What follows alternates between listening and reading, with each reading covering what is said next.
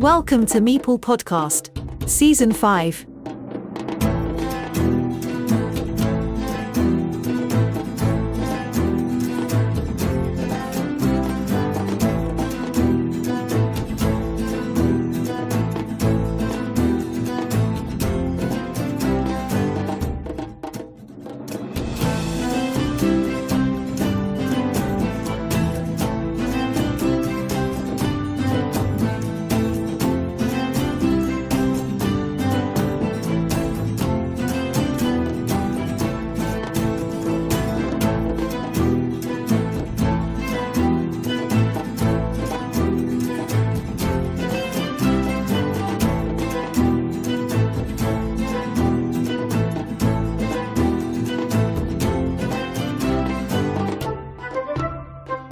Welcome back to your favorite Carcassonne podcast. In today's episode, we are joined by someone from a country where the natural beauty is closely tied to the way people live.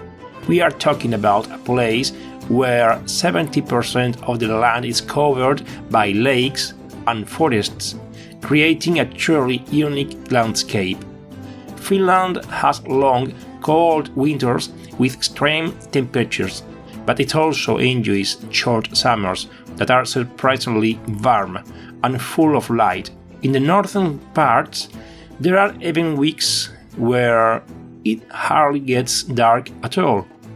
Compared to other parts of the world, Finland stands out not only for being a leader in sustainability and education, but also for its clean air, clear water, and deep respect for nature. It's a special place, known for its calm atmosphere and its mix of tradition and modern life, an environment that has definitely influenced the thoughtful and strategic style of our guest today. It's a real pleasure to welcome Otto Ikonen back to the Meeple Podcast for the third time. Many of you might know him as Nallerheim on Board Game Arena and YouTube. Otto is the captain of the Finnish national team, a Carcassonne streamer and a true master of the game. Hello Otto, welcome one more time. Thank you so much, Joaquin. The pleasure is indeed real and it goes both ways.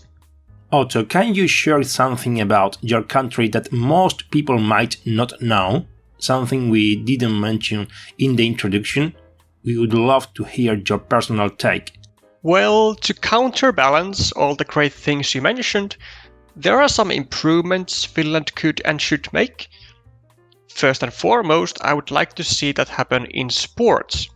The 2024 Summer Olympics just finished a few weeks ago, and despite Finland having all the beautiful lakes, forests, and clear four seasons, it's seemingly not quite enough to make it to the podiums. The total amount of medals Finland won was a clean 0. That's a fun fact one can tell on a dinner table if Finland comes up. Congrats on becoming the Finnish champion once again. What do you leave for the other players? Besides leaving them silver and bronze, I would like to think I leave, or rather give, them hope and encouragement for every future year of competition. There will obviously be a year when I won't be the champion anymore, and the new champion will be able to rejoice even more having had broken my win streak. Furthermore, as I am trying to make a change in the popularity of Carcassonne in Finland in the long term, upon every win in any Carcassonne tournament, I give them more reason to listen to my advice when they want to improve. That's what I leave them. Hope and reason. Tell us a bit about how this year's championship went, from your point of view.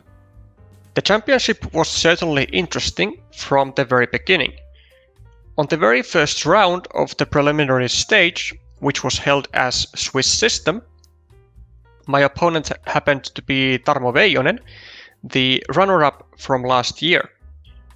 We had a rather close game, but fortunately for me, Tarmo made a crucial mistake about 20 tiles deep when he used a second meeple to a city that could no longer be completed.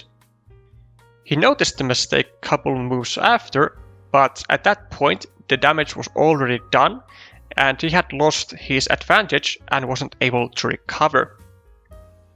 The next 2 games were somewhat smoother, and I believe I won both by a clear point margin.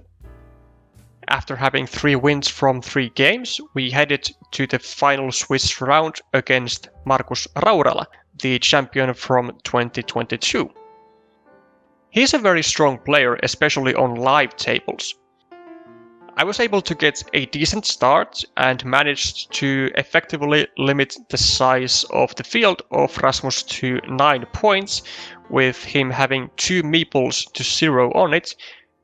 But there was exactly 1 spot to start new cities from, and things went south really fast when Rasmus drew multiple dividers and was able to, almost out of nowhere, grow his field substantially.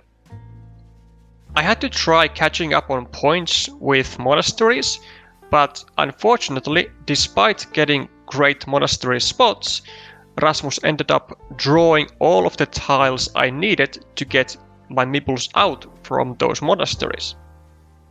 Hats off to him, as he finished the Swiss rounds with a perfect 400 score. Despite the loss, I didn't lose my cool over it. I managed to beat my semi-final opponent Markus Jäntti very convincingly, and after the tournament organizer kindly allowed us to postpone the final until we had seen the bronze medal game, I sat down on the final table with Otto Ikonen for the 2nd year in a row. Just like last year, Tarmo played calm and composed.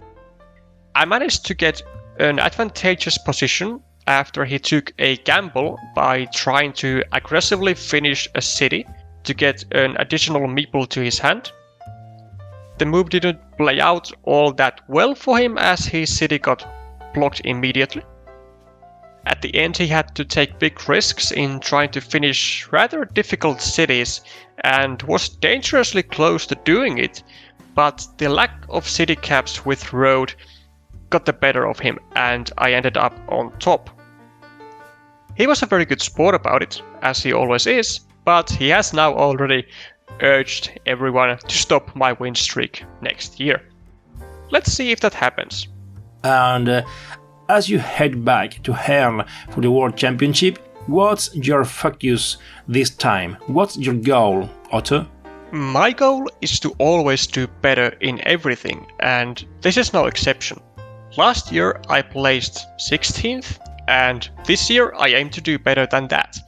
Now that I have a little more first-hand experience of the live tournaments and have been able to get better with time management, I believe going for the playoff spot of top 8 is not unreasonable. As the captain of the Finnish team, which made its debut this year at the WTCOC in its 5th edition, I have to ask, how has the experience been for you and what feedback have you received from your teammates? For me personally, it was absolutely wonderful. I feel like I was able to help my country big time by taking the first step towards team competitions. Even though the result in terms of match wins was really bad, with 0 matches won, it did result Finland getting its first Carcassonne community being brought together. Having a dedicated Carcassonne group for Finnish players is something I feel to be truly proud of. What WTCOC also showed was the willingness of the Finnish players to practice and be taught. Agreeing on practice sessions is often difficult, but upon being successful, it is incredibly rewarding for both myself and the players. In terms of feedback, many of the players have been thankful of the opportunity to be in the team and have encouraged me to keep going on this path of expanding the Carcassonne scene of Finland. It's certainly fantastic to hear the work being appreciated. Beyond the results, what really matters is getting involved and seeing communities and teams grow. This is also what makes the World Championship in Germany so special. It's a place where not only players come together, but also where ideas and shared projects take shape, all driven by our shared passion for this game. I wholeheartedly agree with you there. The more I meet new faces, whether they are competitive Carcassonne players or who work with Carcassonne in another way, the more I feel like this whole game and scene is really just a massive group of friends who like to challenge each other. I have never been more excited of a sport or a game than Carcassonne. And seeing players from different countries get featured online or live on streams and videos of different purposes just often makes me think like, hey, I know that person. Look at you go. Will Rasmus Raurala be joining your national team next year? I certainly hope so. I would have loved to have him on the team this year already, but unfortunately he had business elsewhere. Whether he will have the time and will to take part in international team competitions in the future, only time will tell. The big question: what does the CCL, Carcassonne Champions League, mean to you? Carcassonne Champions League. It gives me vibes.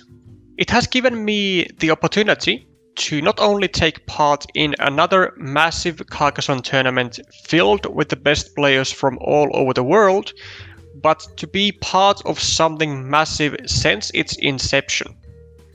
I think the people working behind CCL have shown true love and passion for the game as they have created something new for the community.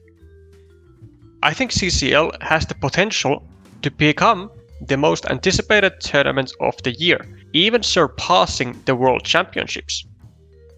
CCL has the potential to become the NHL of online Carcassonne. Being an online tournament, it has the potential to reach a wider amount of people, both viewers and players. No need to pay for trips to different continents, and a great way to show your skill on an individual level. If CCL goes big in the future, I want to be able to say without hesitation that I was one of the many small spinning cogs that made it possible. Not too long ago, you set up a challenge that was open to everyone who wanted to join, streamed on your YouTube channel. You played for hours on end, donating €15 to the CCL for every game you lost. What inspired you to create this challenge and to support the CCL in this way? I have invested thousands of hours towards Carcassonne over the years, and I have realized that to become the best in the world, or to make people see you as one of the so-called GOATs of the game, you really need to sacrifice an insane amount of time for it. Now, as of right now, that time hardly gets compensated in a concrete way. Carcassonne today is a hobby. That's what it is, a hobby. What I want to see eventually happen is someone making a living out of playing Carcassonne. And in this case, in a hypothetical situation, if someone made a living out of it via YouTube or streaming on another platform, I wouldn't count that. I mean that the bulk of your income would come from doing well in different tournaments. Sure, streaming would be a totally acceptable side income, but I would like to one day see the extreme end become reality, where your income would not be dependent on your ability to entertain stream audience, but dependent on your ability to consistently place well in tournaments with money rewards. So with this in mind, getting several prestigious tournaments up and running with a great reputation is what I think is needed before any significant money can come into play. With the donation I make to CCL, I want to see what the organizers can do and whether it will have any substantial improvement on the tournament for the upcoming year. You never stop surprising me, Otto. It's always a pleasure to have you on Meeple Podcast. Thank you for joining us again, and we look forward to having you back soon. Thank you once again, Joaquin. It's an honor to get to share my ideas and thoughts on the podcast. We say goodbye to Nallerheim, and I'd like to remind you all that we have got more interviews coming up. Don't miss the next episode.